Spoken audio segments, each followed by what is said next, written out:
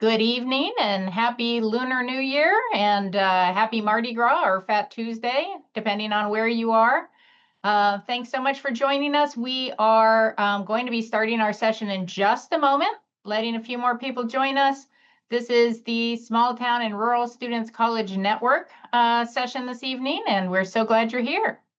I want to start off this evening by just letting you all know that we are part of the STARS College Network. You all logged in to register for this program through the STARS College Network, so hopefully you are familiar with that. You already know what that's about.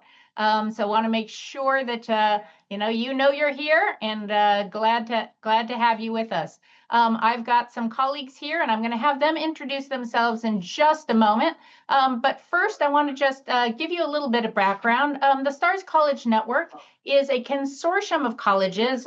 We got started with just 16 colleges, and we had such great experience working with students from small town and rural environments that has now doubled to 32. You can see my colleague institutions there on the screen, and we've got a group of us here with you this evening to share about applying to college as a transfer student. But just so you know, it's a large network. And even though this isn't every school, obviously, in the United States, there's a lot of us represented, small schools, big schools, private, public, HBCUs. We really want to make ourselves accessible to you, and you have the opportunity to come to schools such as ours.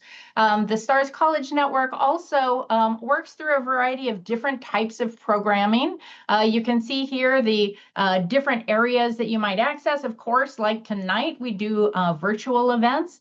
We also have internship opportunities. We have free programs through the STARS Network. We travel. We come to areas such as yours, but we also have programs on our own campuses that allow you the opportunity to come to our campuses. So you want to make sure you're watching that STARS College Network website for other events, opportunities for fly-in programs or college visit programs, and also watching to see if we're going to be in your area.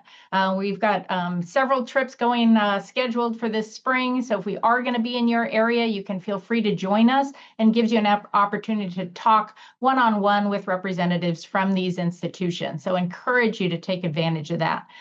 We are going to this evening to talk about the college search process as a transfer student, what that might look like, the different types of institutions that you might be applying to as a transfer student, and how that criteria might differ, how the different colleges will be reading transfer applications, and then how you make those evaluations on making those decisions once you have those admission decisions in hand as a transfer student. But before we get started with that, I'm going to ask my colleagues to come on screen and introduce themselves. We'll just go in order that's up there on the screen. So if you all want to turn back on your screen, whoops, excuse me, sorry about that. And we'll kick it off with Christy. Good evening, everyone. My name is Christy Johnson. I serve as Assistant Director of Admissions and Special Projects at Spelman College here in Atlanta, Georgia. And I am the one who primarily works with all transfer students here at Spelman. I've been at Spelman now for about 7 years, and I consider myself a transfer guru. I don't want to go into right now how I got that title because I did not transfer 7 times in college, but I did. So if you have questions about the transfer process and all that good stuff, please feel free to ask as many questions as possible tonight. We all have some really exciting information to share with you. I look forward to speaking with you and sharing more in just a little bit. Hello, everybody. Thank you for being here tonight. My name is Christian Schaefer. I am one of the assistant directors in the Office of Undergraduate Admissions at The Ohio State University, and I oversee the rural and small town recruitment work done by our office. So I'm the representative for Ohio State for the STARS College Network. And I was a transfer student myself. So I started off in community college, and I even served in the Army. And so I had some military credit, community college credit, and I was shopping around for the college to go to, and I went to Ohio State, oddly enough, the place that I work at. So I am also a graduate of Ohio State. And so really looking forward to giving great information for you all tonight about your transfer journey. Hello, I'm Jen Lipke. I'm representing the University of Denver. I'm one of three counselors who work with our transfer student population. We have two domestic transfers and one international transfer counselor. So a wide variety of help. I've actually been at the University of Denver for a couple decades now, and some of that time I actually transferred in for a second bachelor's degree, really just for the fun of it, to get a better sense of what a transfer experience would look like at DU. And I love helping students navigate that process and, answering some of the questions, because as a transfer student, you'll have a better sense of what you're looking for and what you're not looking for, and helping to make those connections is why we do this job in our admissions office. So thank you for joining us tonight, and I look forward to connecting further with some more questions. Well, good afternoon, everybody. Matt Hines, Assistant Director, Outreach and Recruitment at the University of Iowa here in Iowa City, Iowa, smack dab in the center of the U.S. I have also been working in the transfer world for a while because I was a former transfer from a local community college who then transferred and graduated from the University of Iowa. I've been working in admissions ever since. I really enjoy working with transfers because back when I was a transfer student, being first gen, I very much did not know the right questions to ask. So I just asked anything that came to mind. So it's always fun to meet with transfer students and kind of put together that puzzle, put together that plan, and hopefully guide you through some of that same process that I once had to navigate myself. And hello, everyone, again. My name is Risa Tewksbury. I'm an Associate Director at the University of Southern California here in Los Angeles. I've been working in admission work for a long time. I was not a transfer student, though I did go to USC, and I do work with transfer students as well as first-year applicants at the university. So we're so excited to have you all here with us tonight. We will be taking questions at the end of the program. If you have questions in the meantime and you want to drop those in, you're welcome to do that. We've got some folks here. One of my colleagues, John, is also helping answer questions, and Christian will be helping answer questions while we're doing the program, but you can also feel free to hold those questions till the end. Now I'd like to turn it over to Christy again, and she's going to get us started.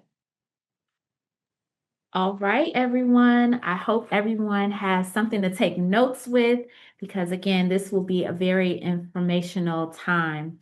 So when thinking about transferring, I know sometimes it comes with a bit of anxiety, especially if you don't have a lot of information about colleges and things of that sort. But just to talk you through what a possible common transfer pathway would look like, sometimes students can come in and they can go from a 2-year institution to a 4-year institution. Most times with 2-year institutions, they may come with an associate degree pathway, and then you're moving from an associate's to hopefully a bachelor's degree pathway. So that can be with or without the associate's degree. So you can complete 2 years without completing out associate's degree, which would be totally up to you and how you're trying to navigate through that process. So again, there is no one vetted way to complete this process at all. If you get to a two-year institution, it's definitely best to maybe connect yourself with an advisor there that can definitely assist you through your pathway there so that you can really get connected, hopefully, to someone at a 4-year institution. But you can also do a 4-year institution to a 4-year institution. So 4-year to 4-year, where you are entering in a college or university that has 4-year, a minimum of 4 years of completing, and then you're looking to complete at that school. So you can do it that way. Transferring, again, there's a myriad of ways that transferring can come about. But again, you can go 2 to 4, 2-year to 4, or 4-year to 4. Some people choose military first because they want to maybe see if they could take advantage of having military benefits to really help to guide them and through payment options for college. So you could do military to 2-year, or you may choose to do military to 4-year institution. Next slide, please. Okay. So, when researching potential institutions, there are a lot of key ways to really try to hone in on what would be the best fit for you. So, noting here, there's a couple of things that we've noted in terms of compiling a list. The list should include and start with location and flexibility. So, location, right? You want to know or you want to start thinking about where you would want to start taking these classes or continue on taking these courses. So again, if you're looking in state, you may be looking out of state. So just really want to start to really mull over what your options are. We know, typically speaking, to go in state, to go to college in state is typically a little bit more economical than trying to brave the waters and go out of state somewhere. But again, it really truly depends. Flexibility can come in terms of if you're looking in flexibility within your courses, course transferability, you want to look into that as well. Community colleges versus maybe thinking about public or private institution. Community colleges, typically it's a little bit, the process to get into a community college is typically a little bit easier than trying to get into an actual public or private college. There may be still an application process, and they may ask for your whatever credits you've already completed. So you want to think about that process, what it may look like for you. Are you prepared to send out or request your transcripts and things of that sort? Major is something that is key and something that when I went to college for the first time, I really didn't check to see if the college that I was choosing was really well known for my major of choice. So I definitely encourage you to look into the schools that you're looking at while you're researching. You want to check to see if those majors, whatever major you're looking into, is this school widely known for that major? Is it something that they're reputable for in a good way? So you really want to think about those measures. And then last but not least, in terms of compiling a list, you want to think about financial aid. We again, right now in this economy, it's really good to really try to do your best to ensure that you're coming out of your pocket the least amount as possible. So within those terms, you really want to continue to look into financial aid, which would start, of course, with the FAFSA. If you're not already aware, you would complete the FAFSA. The FAFSA will then give you a good idea, give the financial aid of the school that you're trying to attend a good idea of what types of grants or loans would be best available to you at the time. You also want to gather important deadlines. So the application deadlines, of course, are going to be key. So are they admitting on a rolling basis? So can you submit an application at any time and then, several times throughout the year they are admitting students? Or is it they only have one set deadline throughout the year? So you really want to kind of peer to see if that is something that would be that's advantageous for you to know. Tour dates. It's super important to go and check the campus out yourself. Yes, everything looks great when you're browsing online, but you really want to set your eyes yourself on the campus, walk the campus, see what the pulse of the campus is. Is it measuring up to what you saw online? So you really want to see if you can make that happen. And sometimes, maybe if it's not possible, maybe there's a virtual tour available that you can take advantage of that would allow you to, from your home, to be able to kind of tour through the campus virtually. You also would like to look into the decision release dates. So ensuring that your application deadline, you are already aware of when the deadlines are, and then when are they set to release these decisions. So that is something really important. You want to put that down, tap that down on your calendar so that by the time that date comes up, you're already looking and checking your email so that you can expect to find that admissions decision, okay? And then last but not least, enrollment deadlines. When are your enrollment deposits due and things of that sort? You really want to make sure that you have a tab on that as well. When determining the fit of a school, you really want, again, to think about the campus visits and events, the campus visits and events spectrum, because again, you really want to make sure that this campus is going to be a good fit for you. When college admissions officers are out recruiting students, we're looking for you to be a good fit for us, and then vice versa. You should also be looking to see if we are a good fit for you as well. Seeking out student produced content. So right now, social media is the big buzzword, of course. So you want to check them out on the socials, check out any magazines or campus newspapers that they have in print. You want to make sure that you're able to review those to kind of get a sense of what's going on in the terms of the campus. And then you want to contact the admissions office, reach out to your admissions counselor, say hello, introduce yourself, see if there is a way that you can kind of learn a little bit more about the admissions process from that person. As an admissions professional, it is our job to share all the great insight that we have and the knowledge that we have about our specific schools. And we're always eager to do so. So don't hesitate to reach out via email, via phone, and have a good conversation with your admissions counselor. Last but not least, contact academic departments or schools and colleges. So this would help you to gain some insight about specific academic programs, again, noting to the previous slide, ensuring that you're in a good space as it relates to preparing for the major at hand. All right, and then determining the financial fit. Okay, we already talked a little bit about FAFSA and ensuring that we start there, but you really want to consider the cost of attendance at the schools. Is this something that's a good fit for your family dynamic? Is it something that's within the parameters that you've set when you thought about what you want to put aside in terms of paying for college? You want to think about additional expenses, books, getting back and forth to campus, any of those things that you really want to set aside, making sure you have additional expenses covered, parking on campus, things like that. Scholarship opportunities. In terms of transfer students, sometimes, schools may have transfer scholarships, they may not. So be prepared to look into external scholarship opportunities for transfer students specifically.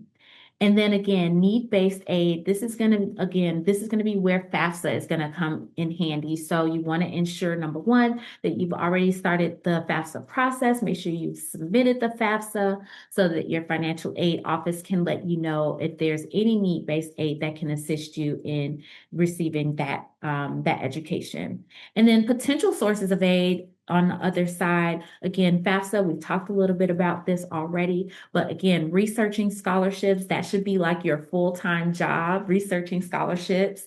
And then last but not least, you want to think about checking into Phi Theta Kappa. That is an honor fraternity, I should say, that is really good for helping to aid students in getting college paid for. So if you have a good GPA, if it's super strong GPA, you can also look into getting admitted into Phi Theta Kappa, and that can assist you financially as well.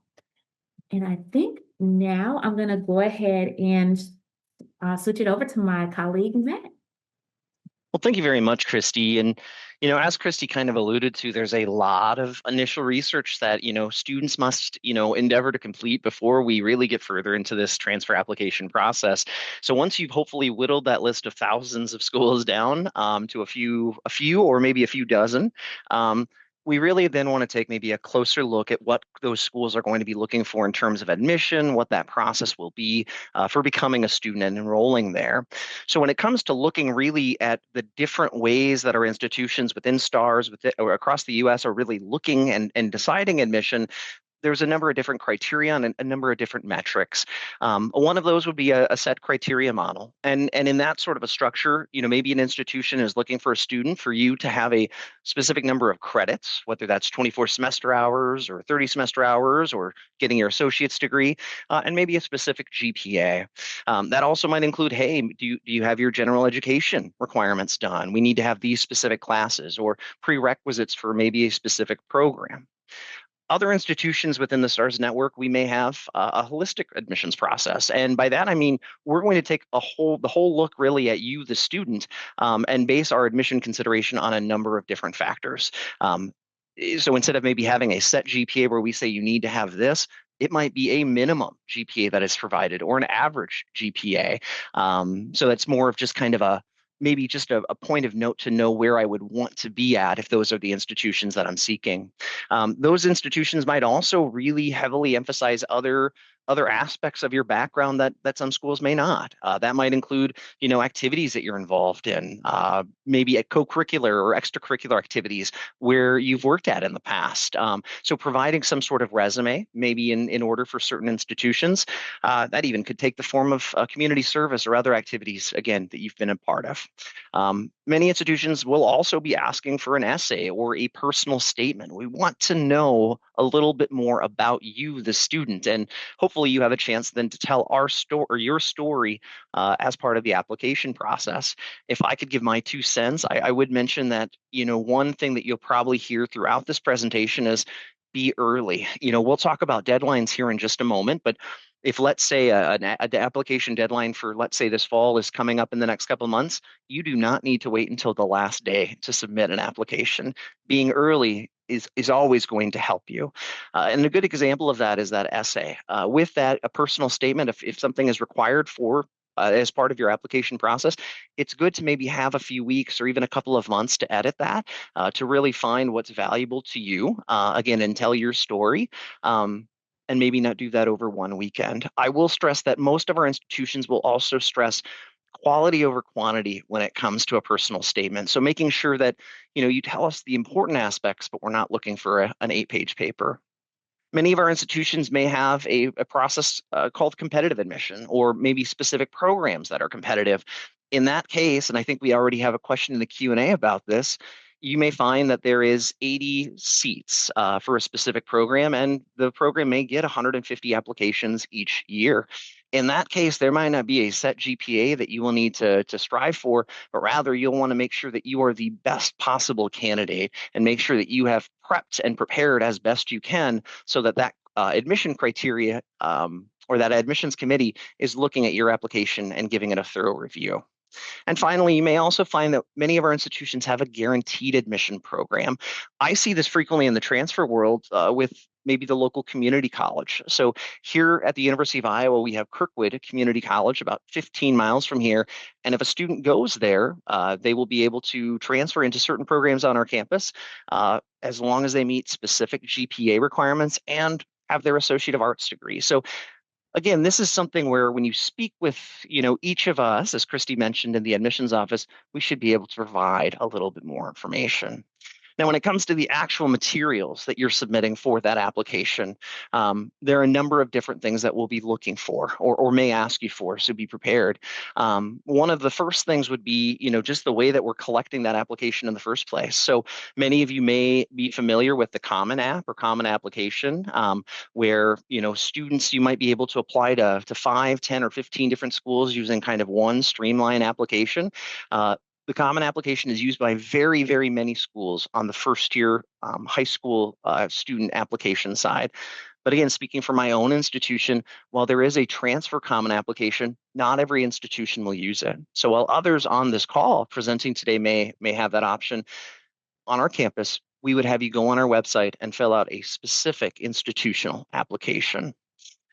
What we might ask on those applications will also vary. Certainly, we'll probably expect to ask your name, where you're coming from, what major you're intending to pursue, but we'll also want to know different aspects, again, of your background. Where have you studied over the most recent 3 years?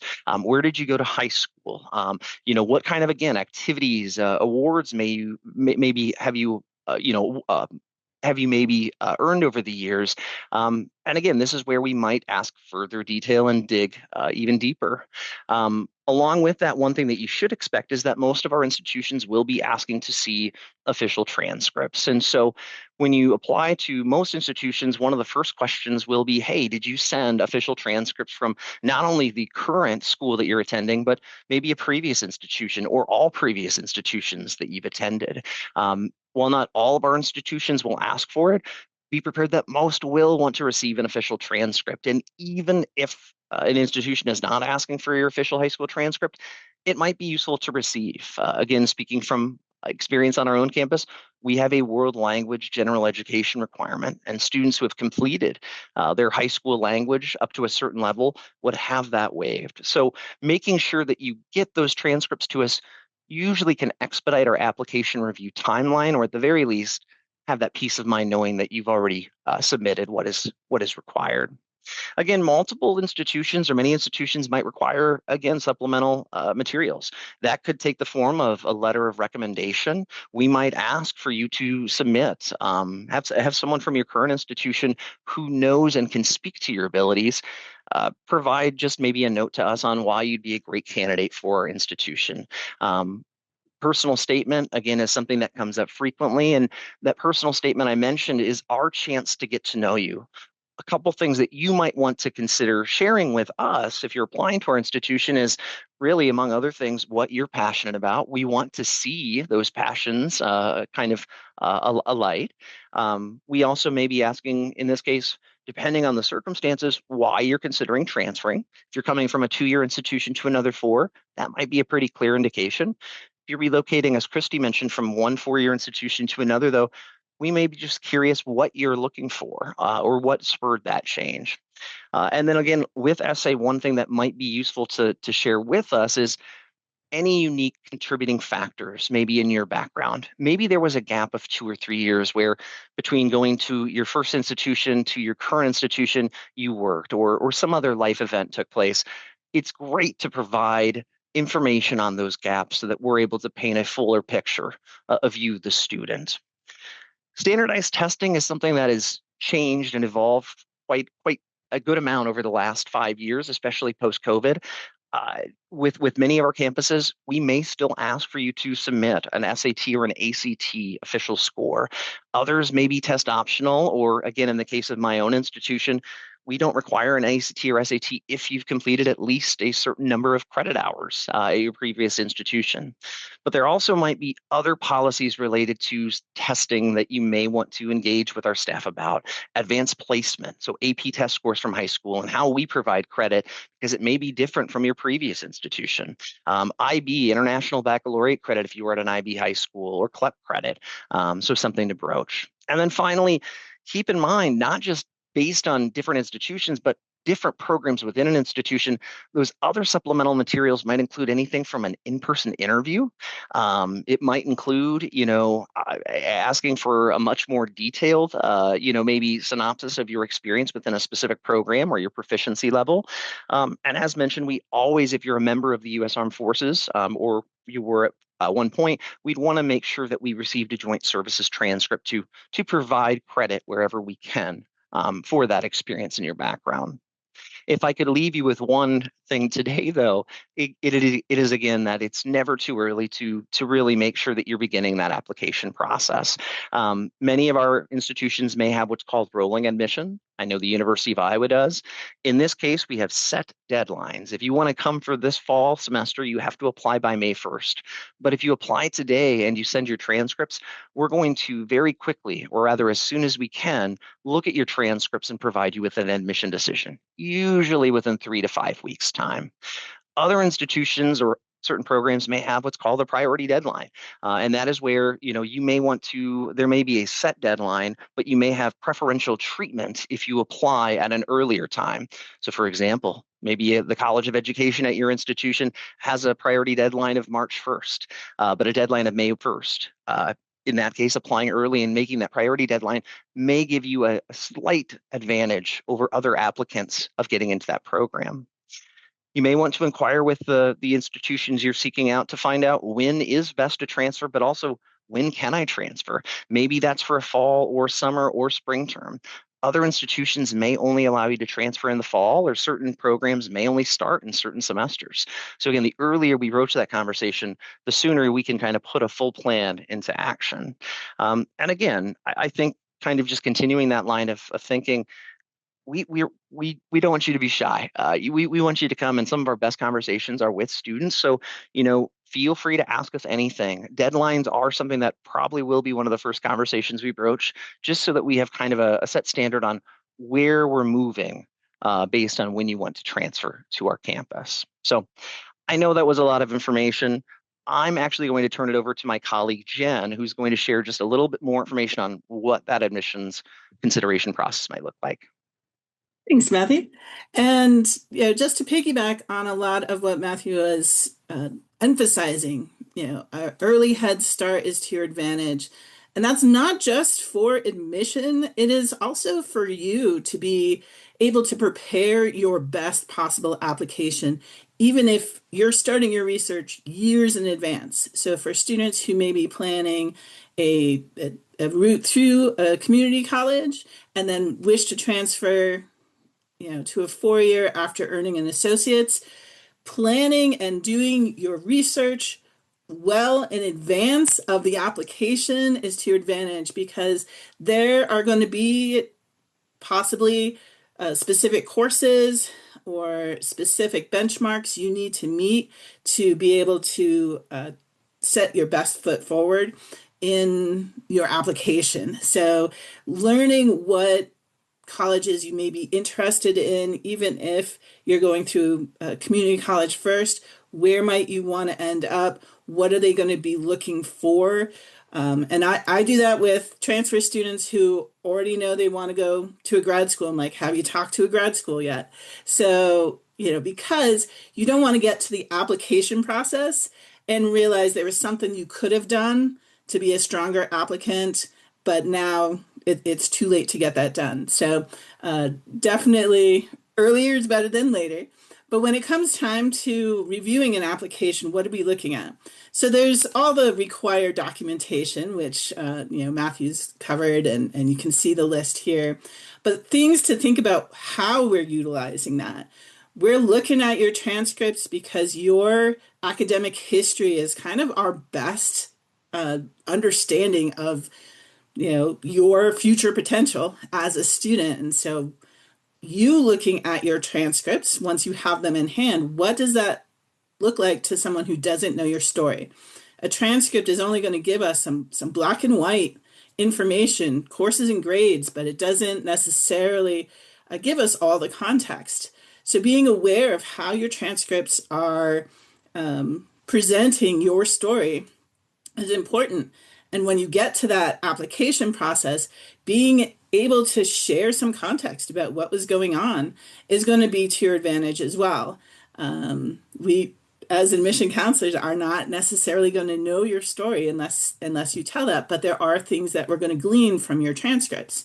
And things we're going to pay attention to are going to be, trend in grades, courses, that may be considered prereqs for the major that you're interested in. So being able to look at your body of work, know what is being expected, and then look at what you've done and how to help translate that in your application is going to be very advantageous in the application. And when we're looking at college credit, again, we're going to be looking at your overall GPA, of course, but trending grades really can play a major role in our consideration. Did you have a rough start and were you able to turn that around? That's something that, may not be obvious if we just looked at that overall GPA. Where you started, where you are currently comes into play. Or maybe you were really strong and then you had something happen. You stumbled a little bit. What does that mean? So we're looking at noticeable pivot points, which may include grades. It may include subject area, of what you started. It could be, performance and major related courses. But overall, in general, we're just looking for reasons to have confidence that you're going to be successful on our campus. Now, that's what we're looking for in the admission process. In working at DU, I've worked both sides. I started with the credit evaluation process, and I think that's where I truly fell in love with transfer students and kind of getting into some of the details with students. So when we're looking at your transcripts for, transferability of credit, we're looking at accreditation of the school. Sometimes that's regional, sometimes that may be more specific, depending on your academic area of interest. We may have minimum grades that need to be earned. So previously at DU, the minimum grade to transfer was a C-, But if you wanted it to count for accounting and you were an accounting major, you had to have a B or better. So sometimes there's an overall general requirement. Sometimes there may be more program specific if you want it to count for your major. In general, we're going to be looking for courses that are similar to what we offer if we're going to award, major specific credit or degree specific credit rather than just electives. So it's to your advantage to keep a folder of your syllabus information, because if any of you have taken any college credits thus far, you may realize that course descriptions are not necessarily the most descriptive. And while we have easier access to course descriptions, that syllabus information has a lot of detail that is really helpful when determining how to place a class. And so if you are just keep a file on your computer or hard copy file if necessary, but have that syllabus information handy. You never know when it might be needed. When I had earned a degree, and like I said, I started a second bachelor's degree at DU. I needed to dig up the syllabus for my technical writing because I went to a technical university. It only required one typical English composition course, and then we had to do tech writing. And was the tech writing similar enough to what was expected at DU for writing? So you never know. Years down the line, you may need that syllabus information. So keep that handy. That's going to be really helpful moving forward with that credit process once you've been admitted. So, some of these things we've already covered, like with transfer credit, but other things to keep in mind. Schools may have posted, the minimum grades, hopefully. Maybe you can see their bulletin or catalog where you'll have a better sense of what is needed for major or minor. So comparing that information from schools will give you a much better idea rather than, oh yes, this school does have engineering or nursing or kinesiology. What does that actually mean to that institution? They can vary a lot. And then articulation agreements are some may be your best friend if the school does have a partnership with the school that you're currently attending. So this often happens with community colleges.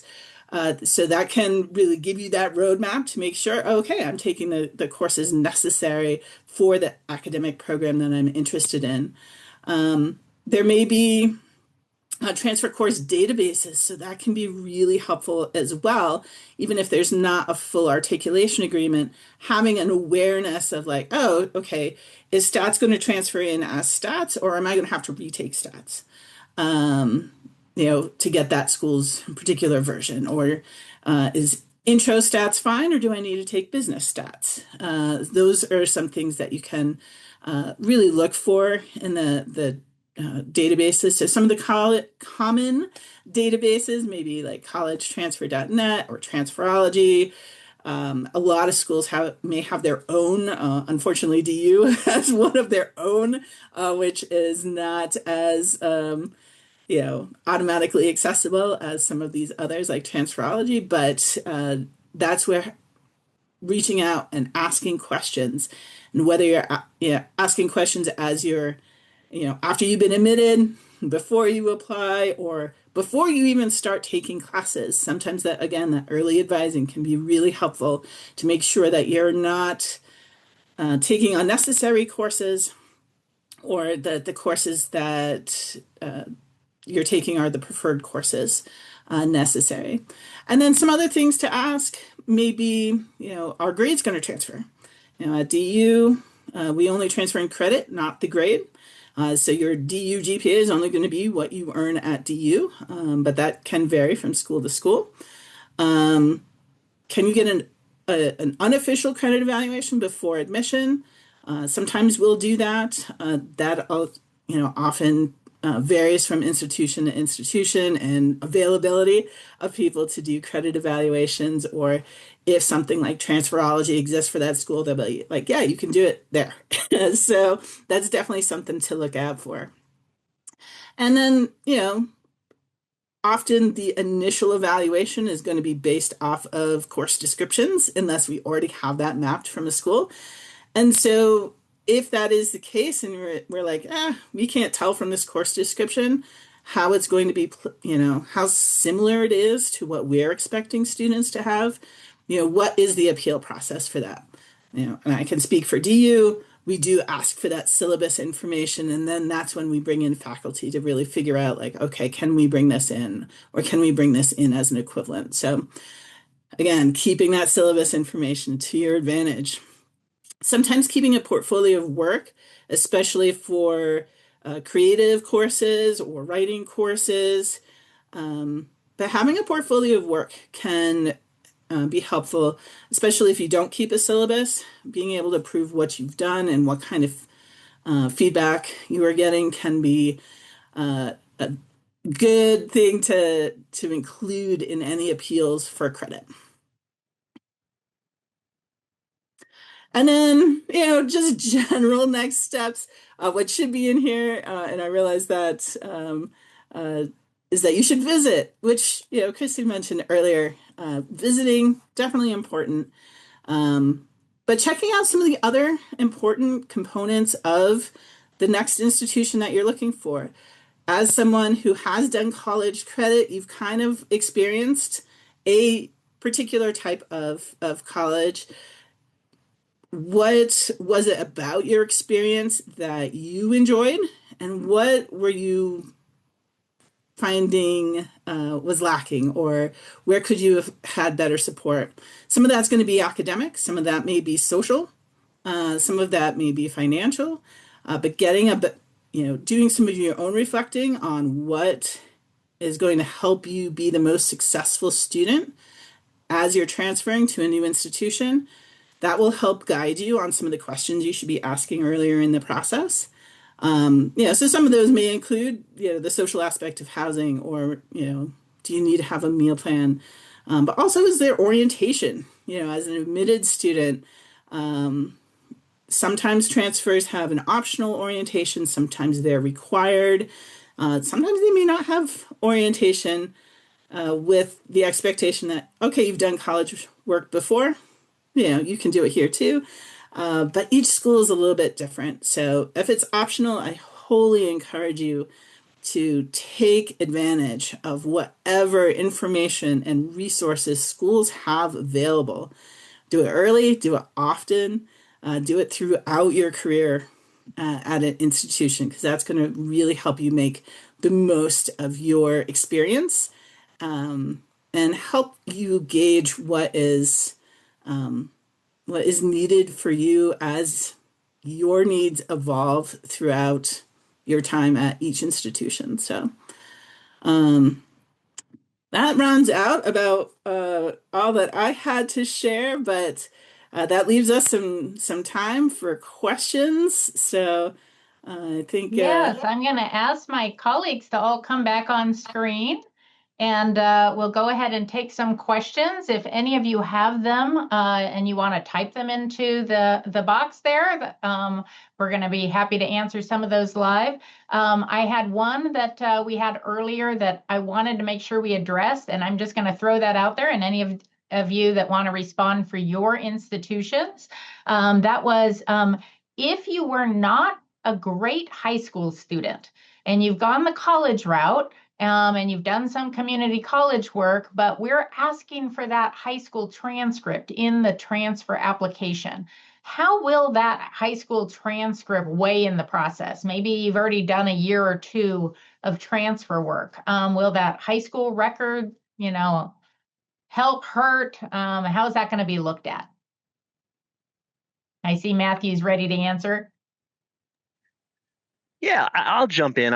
I'll say this. I always like to be upfront with students, just because I probably had a bit of an atypical route to getting my bachelor's degree. I mentioned I was first gen. I think I'm an incredibly intelligent person. I probably wasn't the most applied person when I was a young man. And so I'll admit I was not a great student out of high school. And that's part of the reason, aside just economics, that I started at a community college. And I was quite concerned, with what my background was in high school and how that might be a hang up. And at least for my institution that I work at now, which again, I'm an alum, and for many other institutions I've encountered, without speaking too much for others, I think greater emphasis is always going to be placed on what you've done in college, right? Especially if you've spent more time at that college and accumulated more credits. So sometimes it's kind of a combination of how long have you been there, how many credits have you completed, how much time has elapsed. Because if it's been, hey, I didn't do so well in high school, I've spent one semester taking 2 classes somewhere else, we're probably going to put a pretty heavy amount of emphasis on high school. We don't have a lot to look at.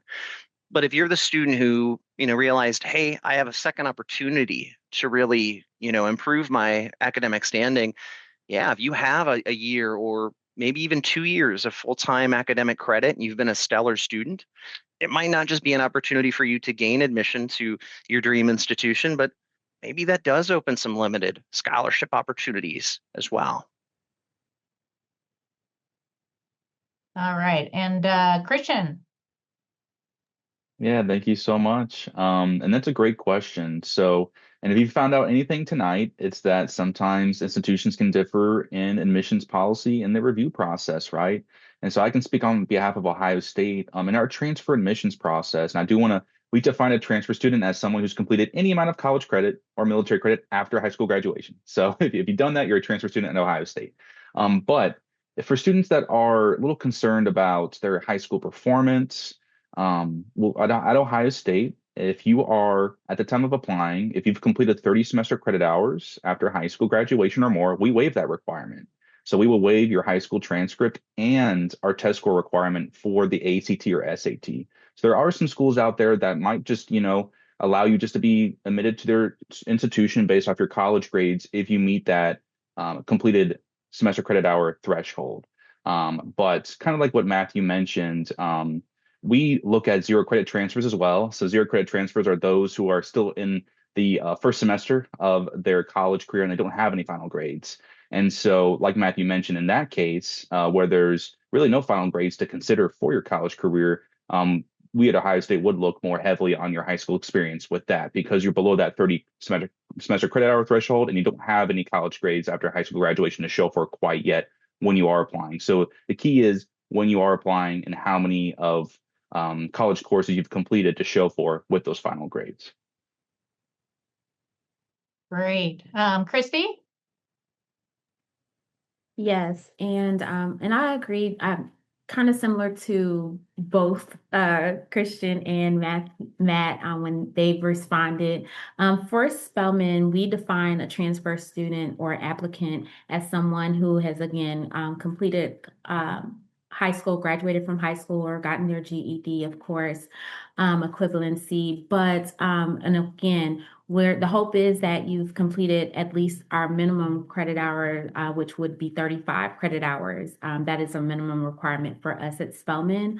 And so in terms of high school, if you didn't produce favorable grades in high school, that is okay, mainly because when I'm reviewing transcripts for students and things of the sort, when it comes to high school, mainly I'm just going to be reviewing to make sure that you graduated or satisfy your high school equivalency in high school. So I'm not really looking too deeply into who you were in high school because it could vastly vary by the time that you're starting to apply to us, mainly because we are requiring that you've completed a substantial amount of credit hours prior to being considered a transfer student at Spelman.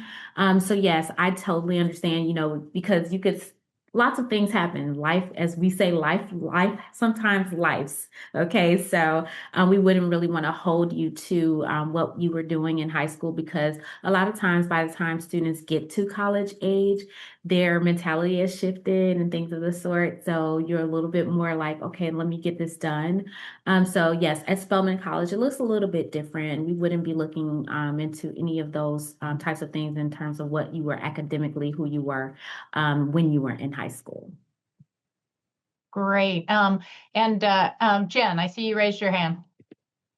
Yeah, I mean, obviously everything that has already been said applies to DU as well. We're definitely going to put more weight on your more recent work because that is what you have done. But in the case of if high school or even previous college work was not as strong, that's a great place to add context in your application, whether you add that into your essay, if an essay is required. If you're applying to a school that does not require an essay, share that information in some way, shape, or form, especially focusing not just on what may have impacted your grades. That's sometimes helpful to know, but more often is how did you pick yourself up? What did you learn from those experiences, and how are those experiences going to create better or more success at our institution? So in admissions, we're suckers for reflective conversation, where you've done some of that work to figure out like what was going on here, how did that impact me, what have I done to start turning that around. Share that, put the focus on what you've learned and what you're doing now, but acknowledge what happened. Like I said, we're suckers for reflection, and we are suckers for a good comeback story. So you are not the first, nor will you be the last that will have a situation where maybe there's some less great things in your transcripts. I certainly have them. But what did you learn from that experience? And if you can focus on that, that will tell us so much more than the transcripts alone. Thank you. And that actually really helps answer one of our other questions that we had, which is how to write a strong why transfer essay. As we alluded to earlier, obviously, if you're coming from a two-year school and you've done everything you can at the two-year, maybe you've already gotten an associate's, maybe you haven't, but you've really done all of the transfer work you can do at that two-year school, it might seem obvious that you would be transferring. It's likely you'd want to move on to that four-year school. But if you're already at a four-year institution, that why transfer essay can be very powerful. Why are you planning to leave your current institution? Was it a change of major? Maybe it's personal reasons. Maybe you have a family member across the country that you need to be near for their health reasons or to support the family or those kinds of things. So be as clear and honest and direct in those essays as possible.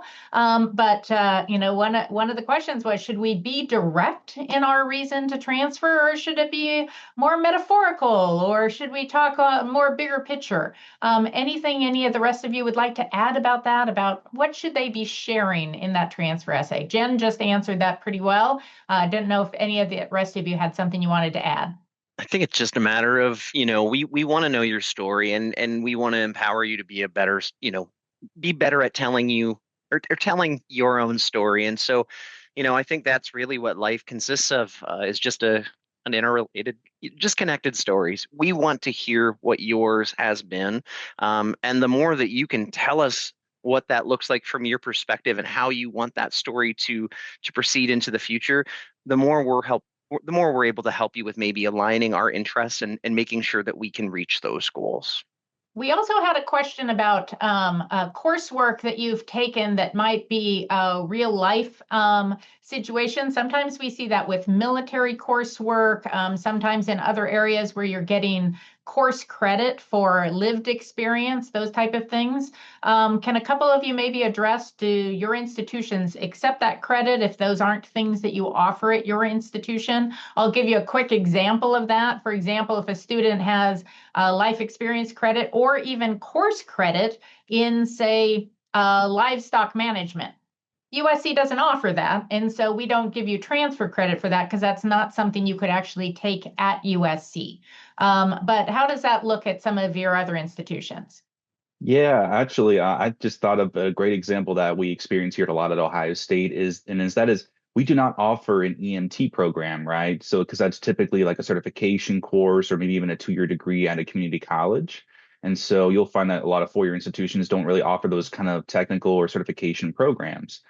However, we do run into students that have their EMT and they're looking to become nurses. And so we have an excellent BSN program at Ohio State. And so we do accept those classes as equivalents to our pre-nursing coursework that freshmen take. and because you are learning how to save lives. And those are essential skills, not only working in healthcare, but also transitioning that career from an EMT into becoming a nurse. And we also have students that have done that in the military where they're a combat medic. And they also have those certifications and those credits coming in. So I think that as long as that accreditation or that experience that you have, as long as it can be accredited on that college transcript and it shows like a pass or fail, right? Like we use that terminology in the military, pass or fail, not grades A through F. As long as you can show that it's from an accredited institution, there was a course, then we can work on trying to relate that to the major that you have. Again, as long as it relates.